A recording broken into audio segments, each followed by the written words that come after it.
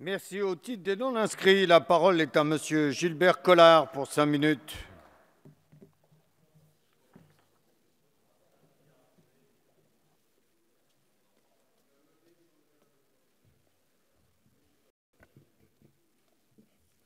Monsieur le Président, Monsieur le Premier ministre, Monsieur le Ministre, mes chers collègues, la guerre est aujourd'hui partout. Ce sont à la fois des guerres classiques par moments et tout à fait inattendues par d'autres moments. On se bat en Afrique, on se bat au Moyen-Orient, et les combats qu'on mène là-bas ont des répercussions sanglantes ici. Au moment où je parle, je ne peux pas m'empêcher de penser, bien évidemment, à nos soldats qui meurent et qui sont blessés. La différence entre eux et nous, c'est que ce que nous écrivons par des minutes de silence, par des paroles, par des adjectifs consolants, eux, ils écrivent dans la poussière et avec leur sang. Quelle que soit l'importance que nous ayons de l'idée de notre fonction, nous, on est dans les mots, eux, ils sont dans la chair. Ça dit toute la mesure de notre responsabilité à tous. Qu'on ait tort ou qu'on ait raison, c'est à eux qu'il faut penser et se dire que quand on fait les beaux, parfois, eux, ils font les vrais morts. Alors ces guerres, elles ont des conséquences, on l'a dit, à la fois directes et indirectes. Et quand on pense à ces soldats qui meurent, qui sont blessés, on ne peut pas s'empêcher aussi de penser aux chefs des armées. Et je ne doute pas que, dans le secret de vos consciences, vous ayez le même sentiment que moi. Comment se peut-il qu'un président de la République aille se confier à des journalistes en se livrant des secrets qui touchent à la défense nationale?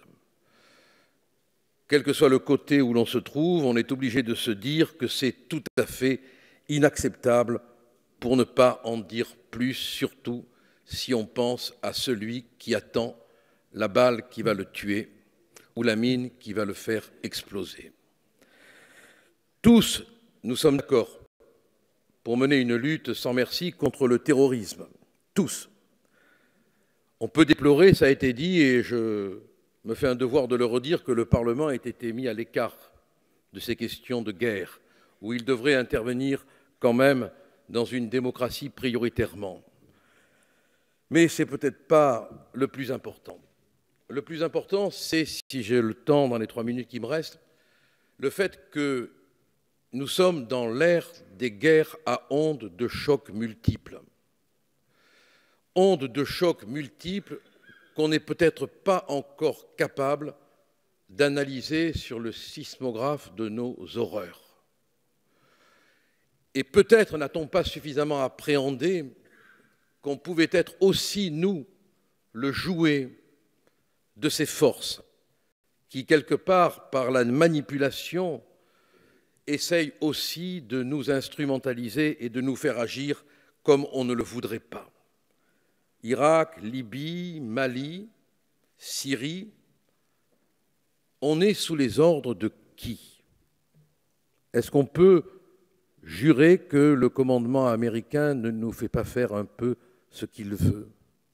Est-ce qu'on peut affirmer qu'on n'est pas, quand on parle de la Russie ou de Bachar el-Assad, dans la diplomatie des mots destinés à nous faire une belle conscience, alors qu'elle risque, quand le jugement de l'histoire tombera, être très moche,